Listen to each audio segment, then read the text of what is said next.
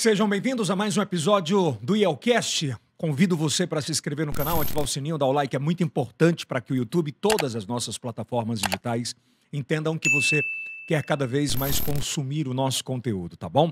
2 episódios por semana, sempre com papos descontraídos, mas com muita relevância sobre assuntos muito interessantes. Quero te convidar também diariamente a acompanhar aqui no canal do IELCast a nossa programação da IEL TV. É isso mesmo, todos os dias a partir das 10h30 a gente tem o Atualiza aí com o melhor do entretenimento.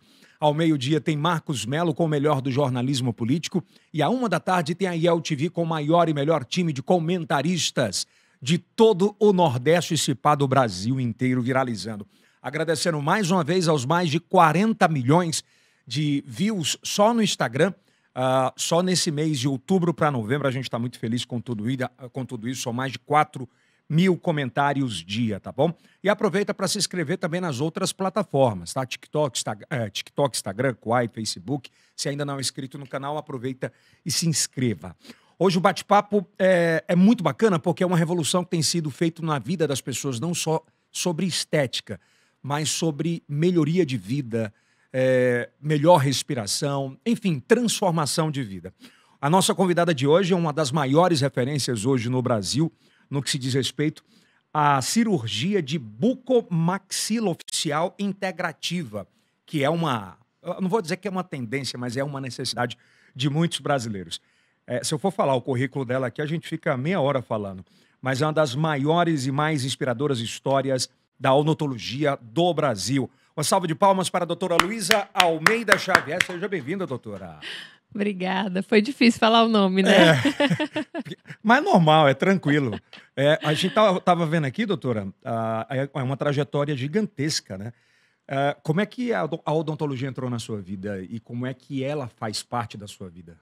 Eu sempre fui apaixonada pelas minhas dentistas. Tia Carminha e tia Jesus. E desde pequena eu fazia de massinha, eu fazia boca com dente. Só que eu era alucinada pelo meu pai, eu dizia que eu ia ser arquiteta ou dentista. O tempo foi passando e aí eu não via assim uma parede vermelha, eu não via um sofá que mudou. Aí eu falei, não, eu não presto para isso. Não presto para isso, eu sou muito desatenta em relação, assim, desatenção espacial. E arquiteto tem que ter, né? E arquiteto tem que ter. Então, meu pai falava assim, você viu aquela obra que está no caminho do seu colégio, que você vai todo dia com a minha placa? Não vi. Então, eu não via nada. Eu falei assim, não, eu vou para odonto mesmo. E ainda tentaram me tirar, me fazer medicina. Eu me lembro que na época do vestibular eu fiz pontuação para medicina, mas eu nunca quis medicina. Eu sempre quis odontologia. E queira ou não, são 2 áreas que permearam muito a sua vida desde pequeno, Sim, né? A arquitetura, por conta do seu pai, e a medicina por conta do hospital. Sim. E aí fui para odonto. Logo no segundo semestre de odonto, eu resolvi dar plantão num hospital lá no Rio de Janeiro. Eu fiz odonto no Rio, na UERJ. E me apaixonei pela vida de hospital. Aqui não queria medicina, se apaixonou pela vida de hospital, pela vida de pronto-socorro. E aí resolvi que eu ia fazer cirurgia bucomaxilofacial. E desde o segundo período da faculdade Então, que eu faço estágio. Desde o início da faculdade, já era esse o foco? Já era esse o foco. Caramba, e não era, de fato, uma cirurgia tão popular, ou quase nada popular à época, né? Era uma cirurgia, assim, predominantemente de homens, né? Então, era uma área que eu ainda passei por muito problema, assim, com pouquíssimas mulheres. Mas, graças a Deus, isso vem mudado, até porque o quadro da odontologia, hoje em dia, é muita mulher. É muito feminino. Então, não tem como não ter, né? E me apaixonei pela parte de trauma, de urgência. Eu dava plantão no Miguel Couto, aí conheci o povo do BOPE, sabia de tudo, Rocinha, Vidigal. Enfim, me apaixonei por essa vida louca e segui esse caminho. Na verdade, me formei no Rio, né, na UERJ. Fiz um monte de estágio desde o segundo período da faculdade. Segui com a especialização de estomatologia, que é como se fosse a patologia na clínica. E depois a residência de buco, que são mais 3 anos. Também professora? Hoje em dia fui professora da UERJ, fui professora da UFP, professora substituta, né, por períodos pequenos. E hoje em dia eu sou professora da especialização. Da tua área, inclusive. Da minha né? área, inclusive. Agora, ainda voltando lá atrás, né? Como é que a infância e a juventude permearam nessa questão, não só do hospital, da arquitetura, e o que te fez ir para o Rio de Janeiro e não aqui?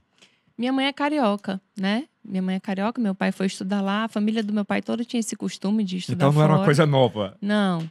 E aí ele estudou com o irmão da minha mãe, conheceu, casou, trouxe. A família da minha mãe toda morava no Rio.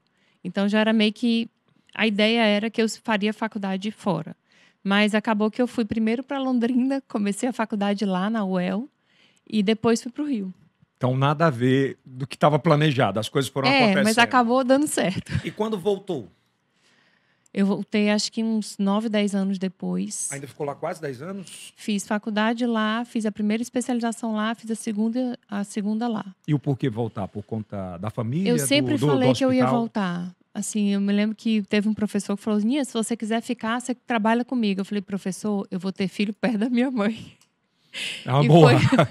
foi a decisão mais sábia que eu fiz, porque a gente é muito família, né? Assim, a família é muito unida. E hoje em dia eu moro do lado da minha mãe e do meu irmão. E tem mais 2 primas do lado.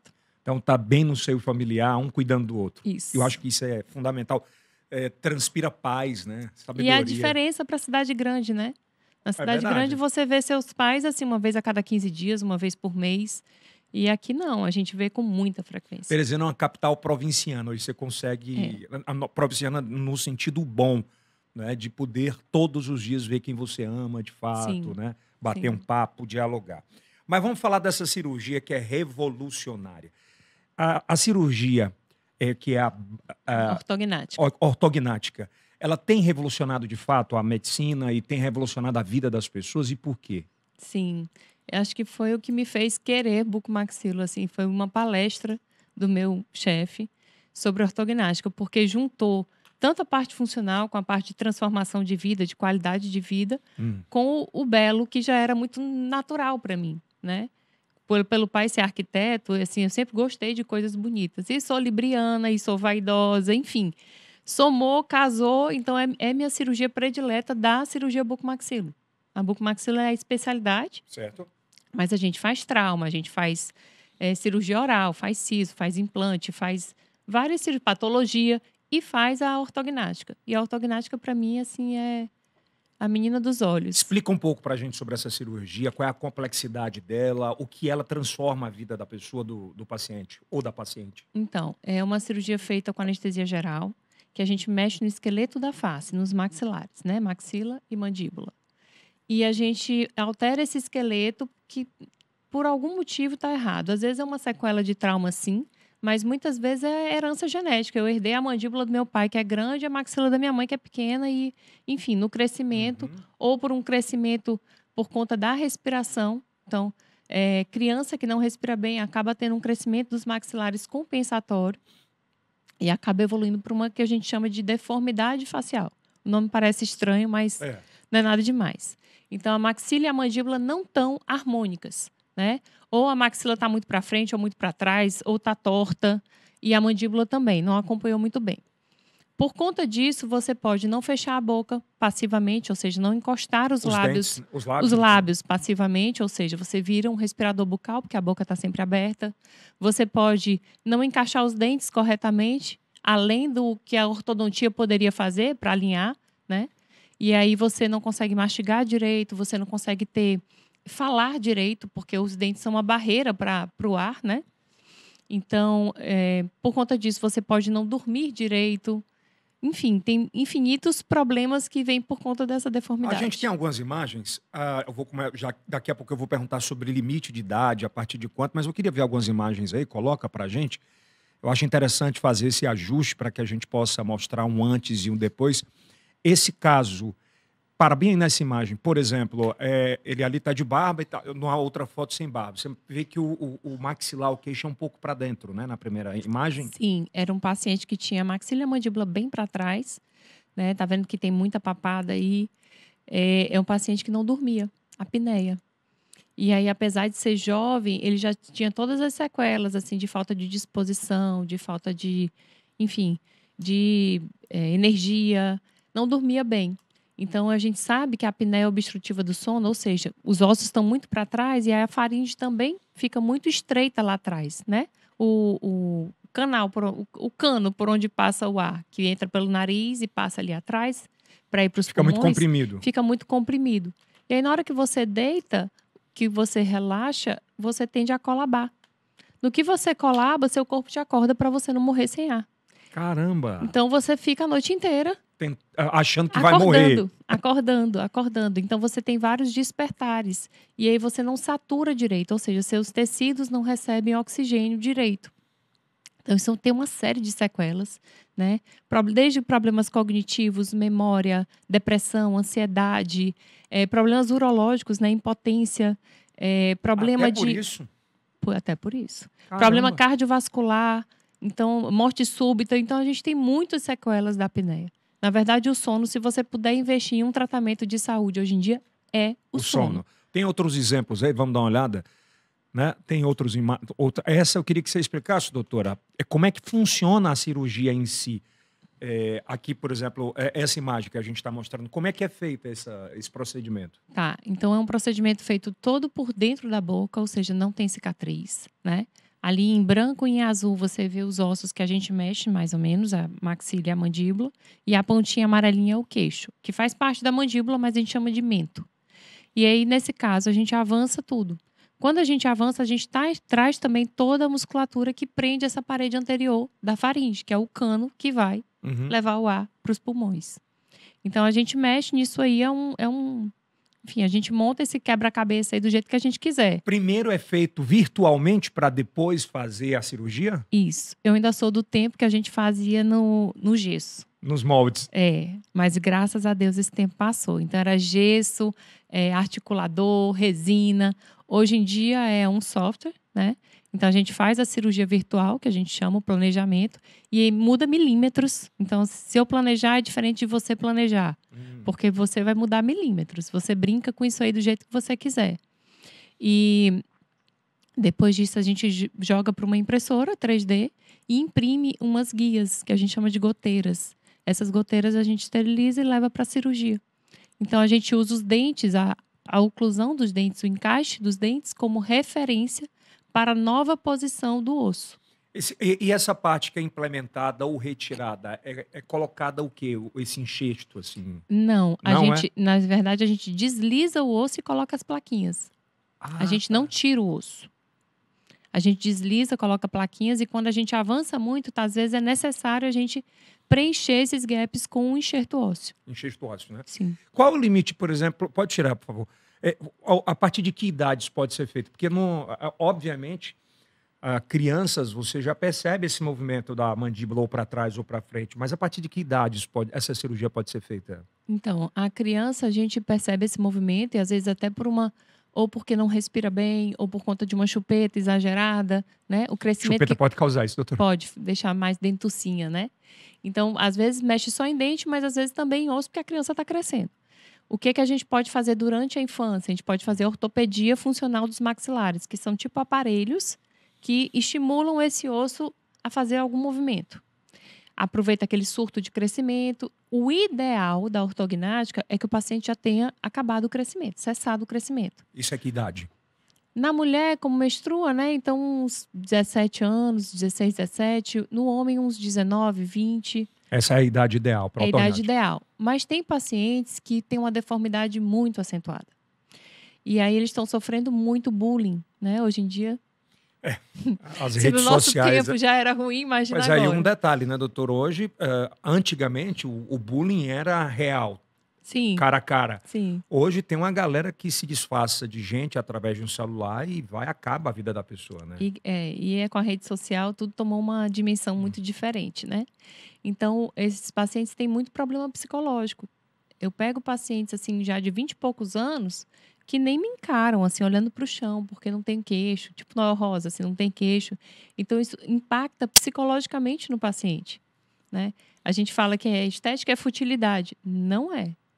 Não é, porque a saúde mental é muito importante. E hoje em dia, na verdade, a saúde mental está no auge do foco do que a gente quer para os nossos filhos, do que a gente mais preza é a saúde mental. Se você não estiver bem da cabeça, o resto não vai. Não vai, né?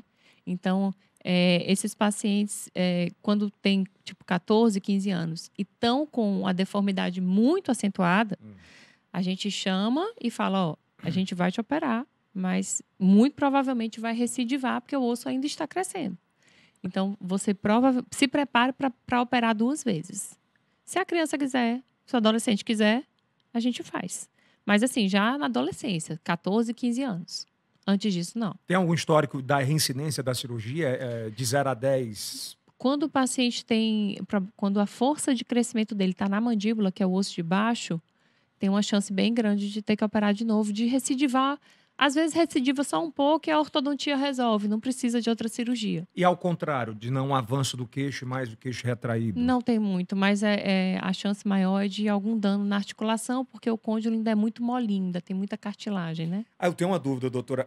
Por exemplo, a senhora falou no início do bate-papo que geralmente era uma cirurgia mais de homens e tal. Com o passar do tempo, por exemplo, mulheres começaram a procurar mais por conta da estética, inclusive? Na verdade, eu acho que, não sei se é mais de homens, não. Acho que é bem equilibrado. Bem equilibrado? Homem procura mais por conta de apneia, a mulher procura mais por conta da estética. Apesar de ter todo esse viés não, esse objetivo funcional, o que leva o paciente a procurar muitas vezes é a estética, né? A maioria é a estética. maioria, E hoje em dia, acho que eles estão começando a entender que a gente já viu muita coisa feia com a harmonização, né? Muita. E muita gente estigmatizada, assim, com bocas estigmatizadas, com queixos estigmatizados, enfim. Então, as pessoas estão procurando mais naturalidade. E quando você mexe no esqueleto, você trabalha com naturalidade.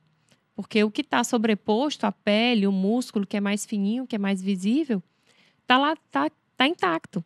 Eu trouxe só o esqueleto. Então, os resultados são muito naturais. Eu fico preocupado, e é importante fazer essa pergunta. Eu vejo o seu currículo, quanto você se dedica ao estudo, à ciência, a acreditar na literatura da medicina. É preocupante ver gente que faz um curso de 2 meses e começar a botar botox, esse tipo de coisa? 2 meses está ótimo. Tem gente que faz de um final de semana. Caramba! Eu costumo dizer que eu sou uma pessoa curiosa, né? Já escutei isso e concordo.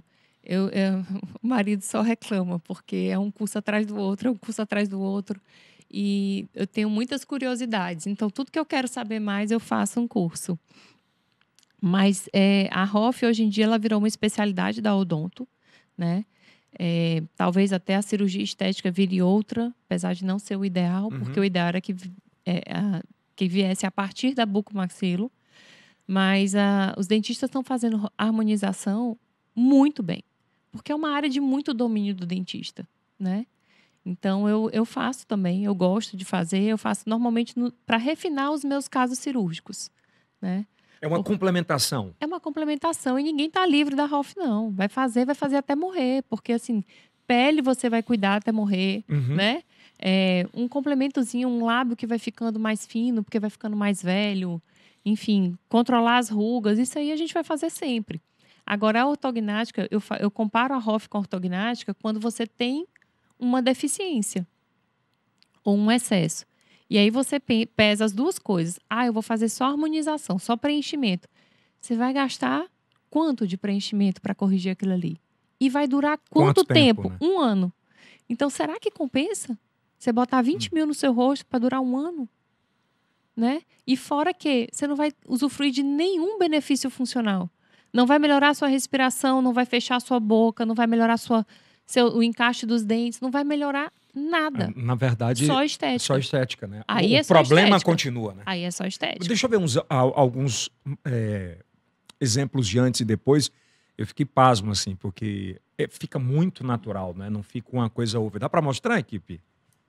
Vamos lá. Olha aí, queria que você analisasse essa foto pra gente, doutora. Essa paciente também não fechava a boca. Se ela tentava fechar o lábio, ela tinha que contrair toda essa musculatura, né, perioral, essa musculatura ao redor da boca.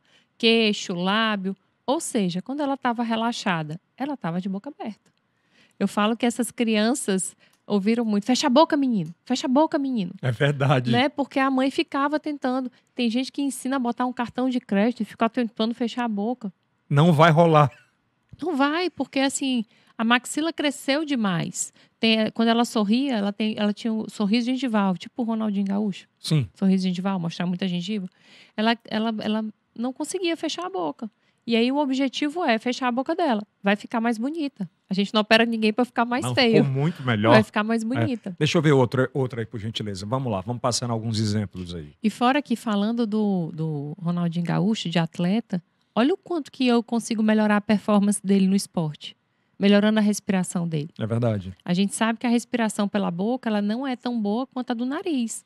Na verdade, a respiração pelo nariz, a gente produz óxido nítrico, que é um nutriente gasoso, vasodilatador.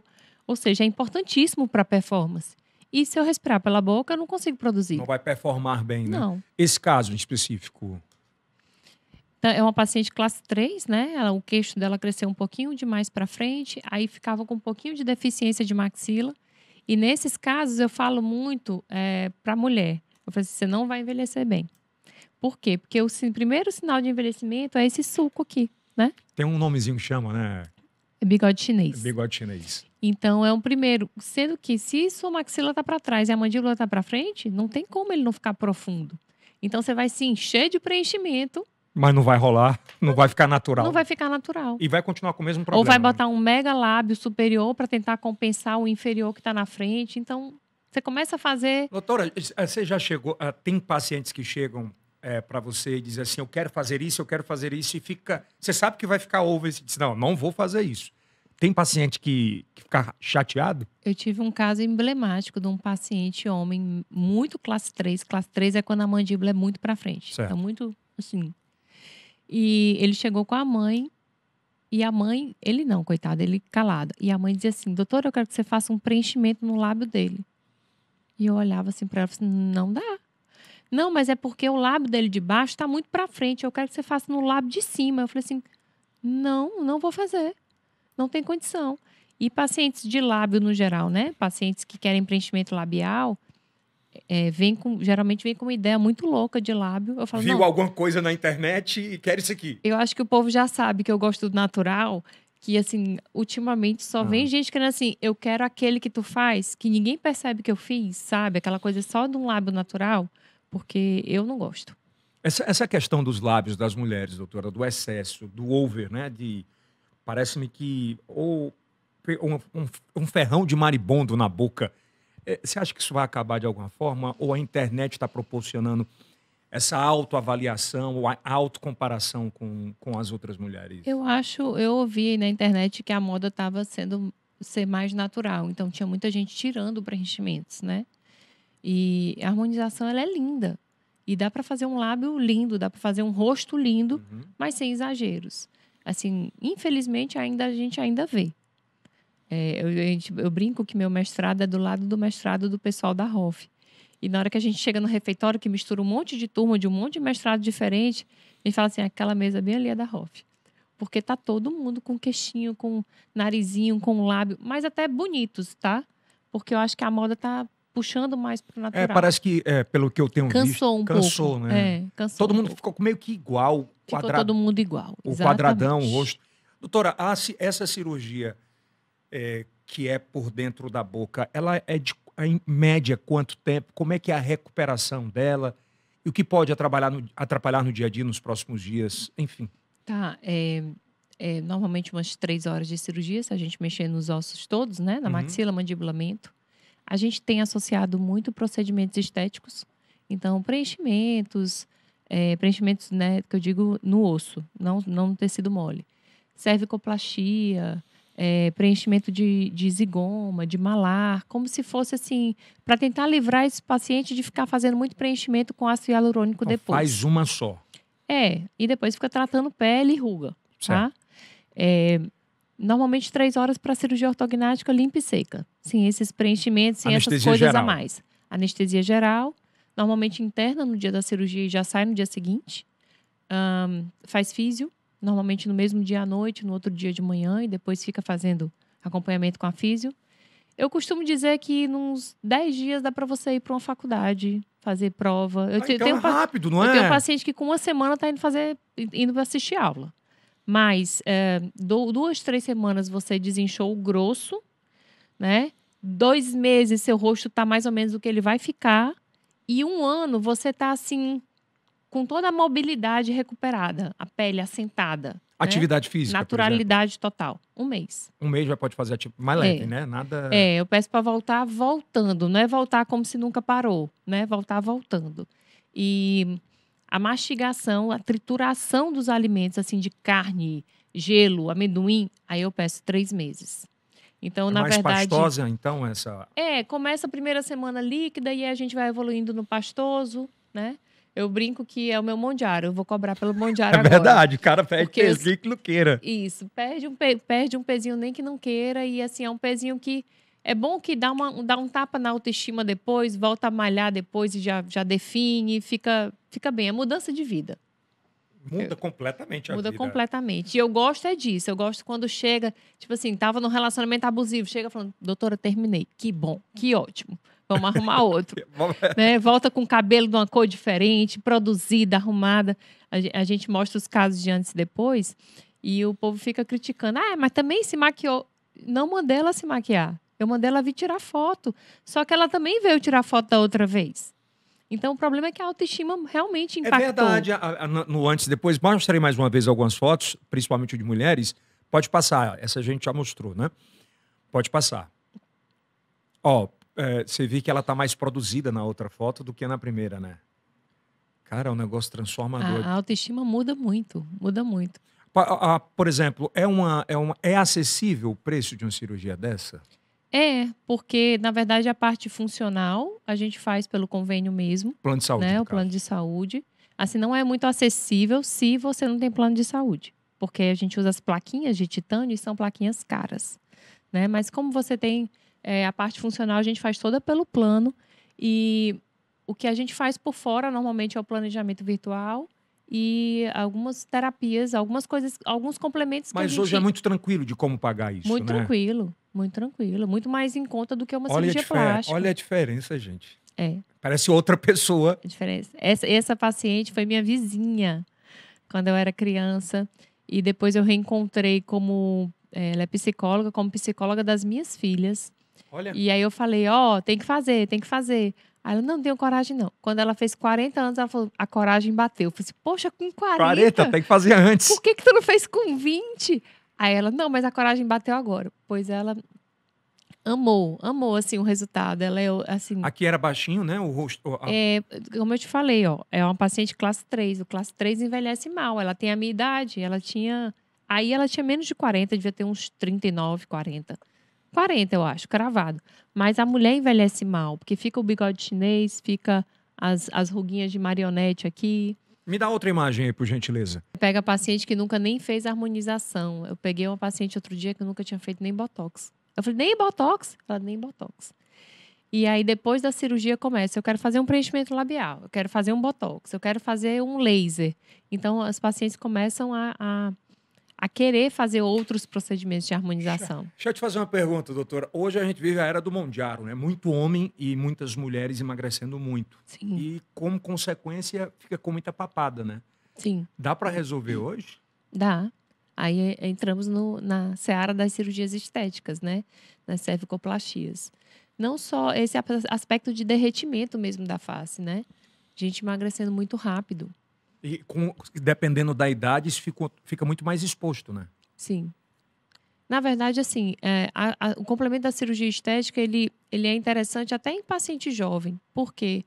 Às vezes, você consegue deixar tudo alinhadinho, proporcional, harmônico aqui. Mas você não tem um pescoço muito bem definido. Uhum. E uma das coisas que os pacientes querem muito agora é essa mandíbula definida, esse escuro aqui embaixo da mandíbula, né? Então, a gente soma a ortognática, porque, por exemplo, eu tenho papada, mas eu não tenho a mandíbula grande. Minha mandíbula é pequena, tipo Noel Rosa. Adianta eu fazer a plástica do pescoço? Não. Não. Eu vou evidenciar uma coisa que é pequena, então não faz sentido.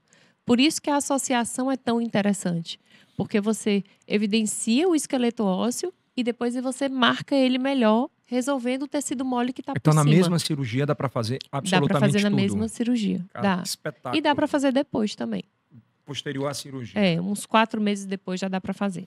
Como é que você consegue, doutora, conciliar tudo isso e ainda ser coordenadora do São Marcos, da parte de odontologia? Dá tempo fazer tudo isso? Você quer a verdade? Sim. Não consigo. É assim, equilibrando pratos.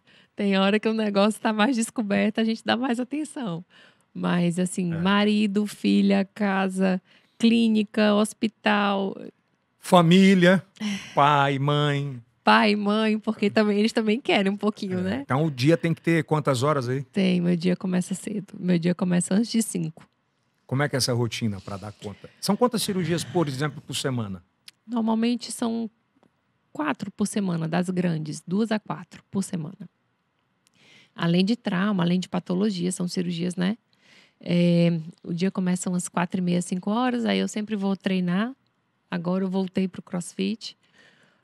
De lá eu já me arrumo, tomo banho, vou para o hospital. Geralmente de manhã eu estou sempre em hospital. E de tarde, consultório. Então, pela manhã, a parte de cirurgia e à tarde, a parte E tem um dia na semana que eu estou no HUT. Eu não sei como é que dá conta, não, de tanta coisa, viu? Mas é paixão também, né? É brilho no olho, assim, sabe? Assim, de gostar do que faz. Mas, assim, também cansa. Gostar do que faz também. E dá para tirar pelo menos Ameniza, mas não resolve. Mas tem um tempo, tipo assim, 3 vezes por ano eu tenho que viajar para dar uma relaxada. Eu viajo demais. Eu queria viajar era menos. Porque, na verdade, a coisa que eu mais gosto de fazer é viajar. Eu não tenho outro luxo na vida, não. É só o que eu mais gosto é viajar. Mesmo, é bom. Mas, assim, eu viajo muito a trabalho, né? Muito curso. Eu acho que eu faço um curso por mês fácil. Esse mês de outubro, acho que eu viajei 3 vezes. Eu estava exausta. Mas eu digo viajar para relaxar. Viajar para relaxar, acho que uma vez com as crianças e mais 1 ou 2 com o marido. E consegue relaxar? Ou fica a cabeça... assim, nos primeiros 3 dias eu ainda estou meio acelerada, mas depois eu consigo. Vai desacelerando, né? Vai desacelerando. Eu acho que foi um papo muito bacana porque deixou bem claro que não é uma cirurgia tão complexa como algumas pessoas pensam, não. Mas que está muito hoje assim, à disposição de quem precisa mudar o jeito de vida, mudar para o bem, não só para o bem, mas também para a estética, né? Com certeza, com certeza. É uma cirurgia que não tem, assim, pela cirurgia em si, tirando a anestesia geral, claro, não tem risco de morte, sabe? Assim, tipo, não passa perto de nenhum vaso que vá sangrar e vai ter uma hemorragia para matar, nada disso. Não é uma cirurgia arriscada. Mas, claro que pela anestesia geral, né, o risco existe, cada vez mais minimizado por conta de exames, de qualidade mesmo, de drogas que são utilizadas hoje em dia, de monitorização do paciente, enfim. Mas é uma cirurgia delicada e, como é que eu digo, minuciosa. A gente mexe com milímetros, a gente mexe com a face. Né? E olha que mexer com a face é uma responsabilidade gigantesca, né? A gente não tem como esconder a face, é o cartão de visita. Então, é uma cirurgia muito, muito legal, muito importante, muito impactante. De muita mudança na vida. De muita mudança. E eu falo que eu gosto mais de cuidar do paciente, de acompanhar o paciente do que de operar. Que você vê a transformação da vida dele. É, né? lindo demais. É verdade. Os pacientes ficam muito diferentes. A gente sempre fecha o podcast com uma pergunta que é assim: o que é que a Ana Luísa Almeida Xavier falaria para aquela menina de 20 anos atrás? O que é que mudaria? Eu acho que eu não mudaria nada, porque eu acho que tudo que eu vivi, até as coisas ruins, me trouxeram aqui. Então, nada, continua. Faria tudo da mesma forma para fortalecer e transformar a mulher? Faria tudo outra vez. Que bom. Obrigado pelo bate-papo. Eu sei que seu tempo é escasso, mas trazer uma relevância como essa para a nossa audiência acho que foi muito importante. Muito obrigada. Seja sempre bem-vindo e venha mais vezes, agradeço. Viu? Obrigada. Agradecendo o carinho da sua audiência, a gente promete voltar no próximo episódio. É um episódio incrível esse, vale muito a pena assistir e entender mais sobre a melhoria que você pode fazer na transformação da sua vida. Não só sobre estética, mas principalmente sobre a melhoria de vida, né? Hoje o sono acho que é o recuperador da vida da gente. Então, se a gente não dorme bem, a gente não vive bem, tá bom? Até a próxima. Esse aí é o cast do Piauí para o Mundo.